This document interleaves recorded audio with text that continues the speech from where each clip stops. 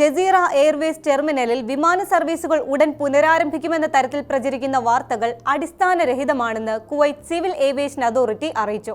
കഴിഞ്ഞ കുറച്ച് ദിവസങ്ങളായി സോഷ്യൽ മീഡിയയിലും മറ്റ് വാർത്താ മാധ്യമങ്ങളിലും ഇത് സംബന്ധിച്ച് വൻതോതിൽ പ്രചരണം നടന്നിരുന്നു.